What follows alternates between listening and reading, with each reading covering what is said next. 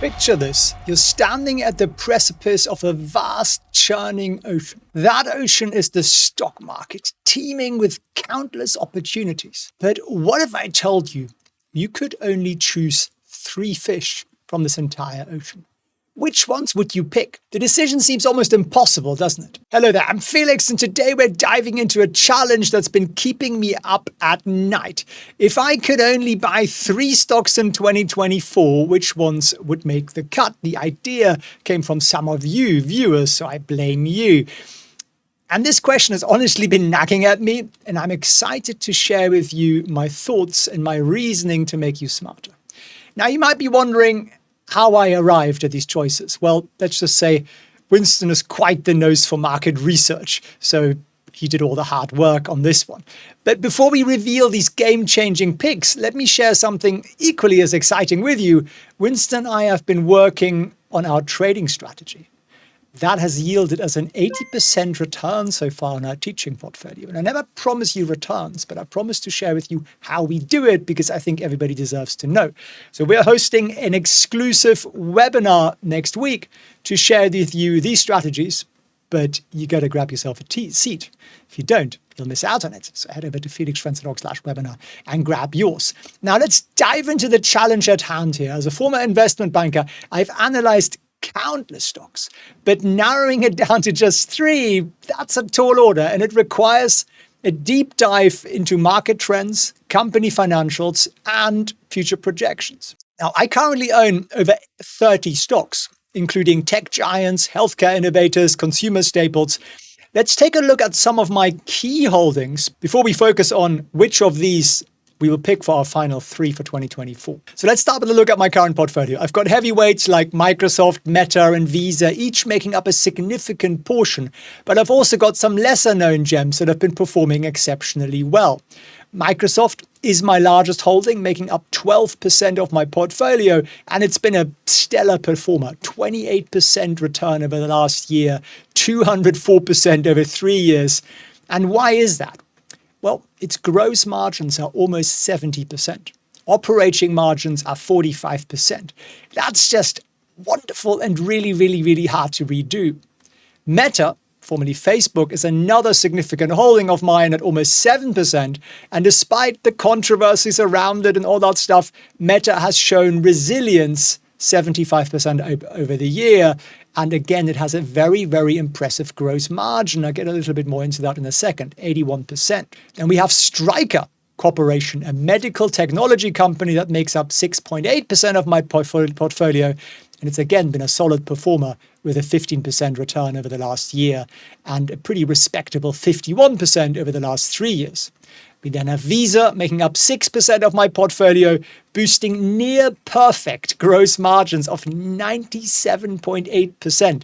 It's a testament to the power of its business model in the digital payments space. IDEX Laboratories, IDXX, focuses on veterinary diagnostics, which is what I've been spending my whole time with today. My cat, unfortunately, one of them isn't very well.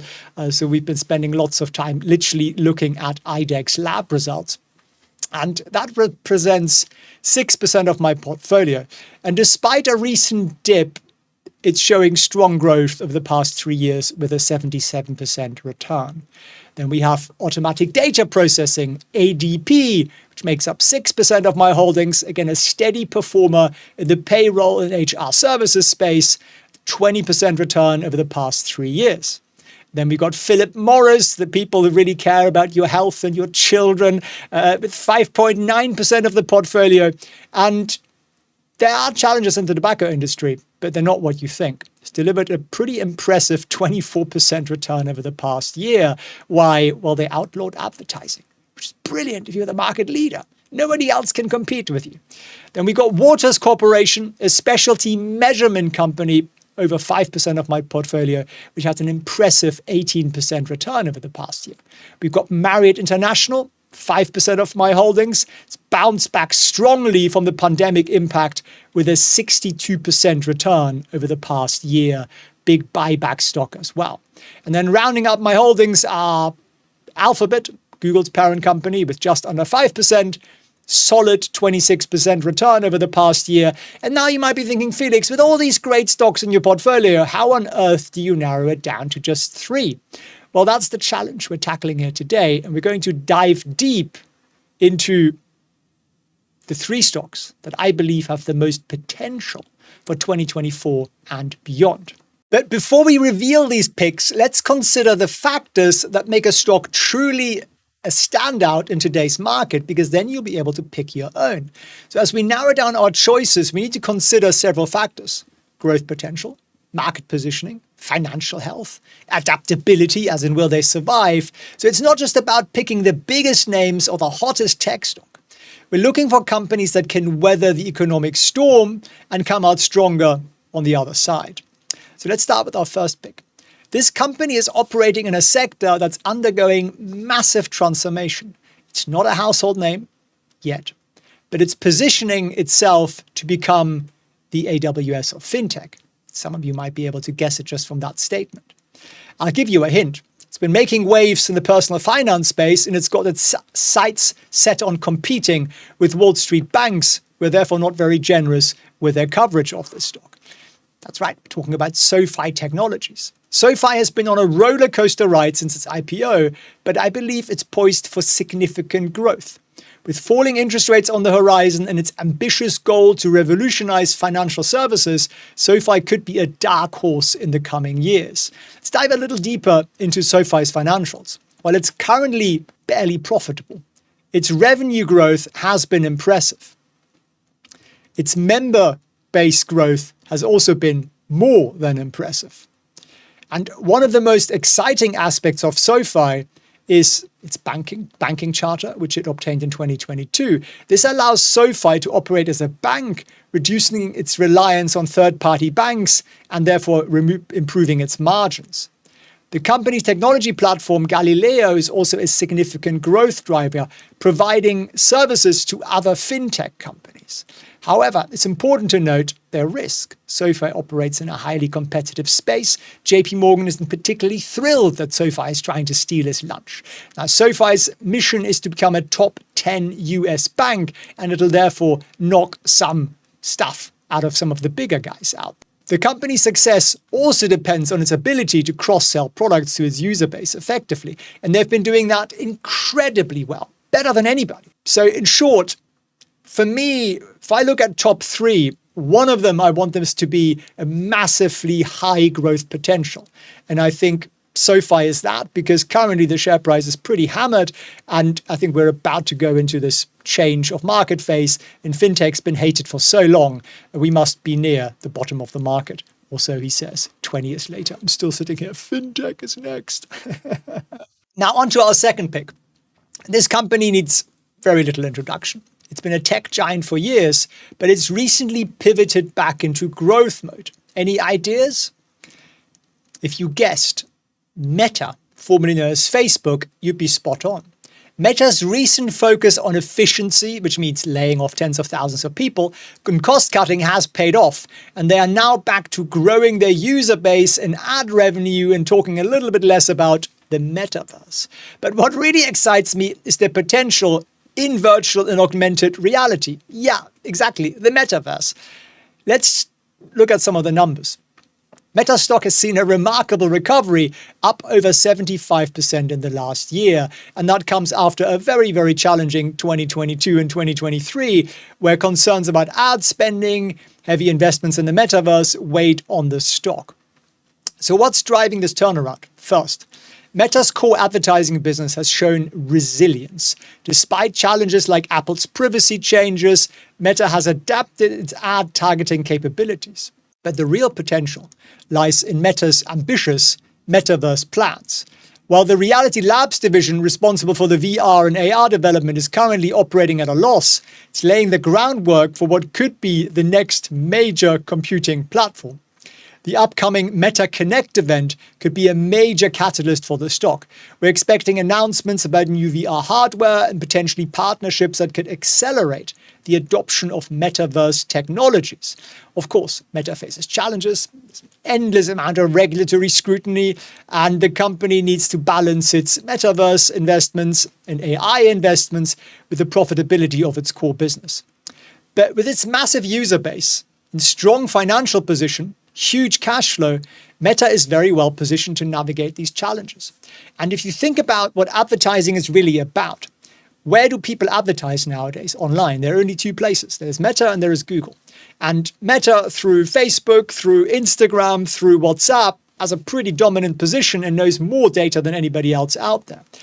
If they can improve ad placement, as in they get to know you, the user, better through AI, using all of those billions of little Facebook information bits that they track on pretty much every website out there and every engagement you make on your phone, your Instagram and everything else, that allows them to just make ads 10% more efficient.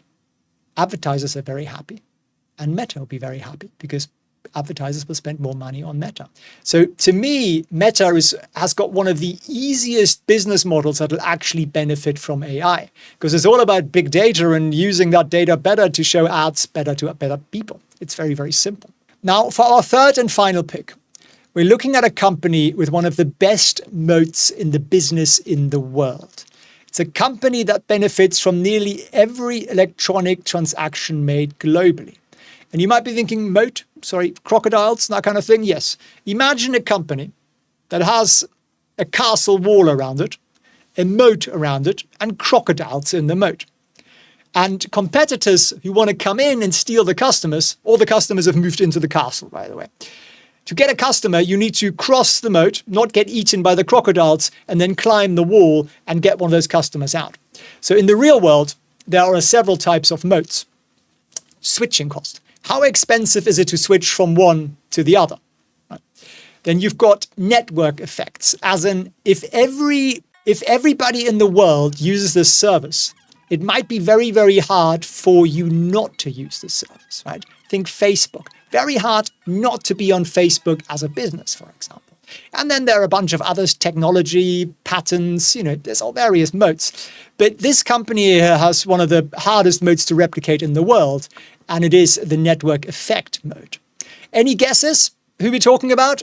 That's right, we're talking about Visa. I was about to hold up a Visa card, but actually Citi turned mine into a MasterCard. The bastards. Also a good stock, though. That's right. So we're talking about Visa with gross margins approaching 100%. Visa's business model is nothing short of extraordinary. It's a toll collector on the highway of global commerce. And as the world continues to shift towards digital payments, Visa stands to benefit enormously. Let's dive into what makes Visa such a compelling investment. First, its network effects creates a formidable moat.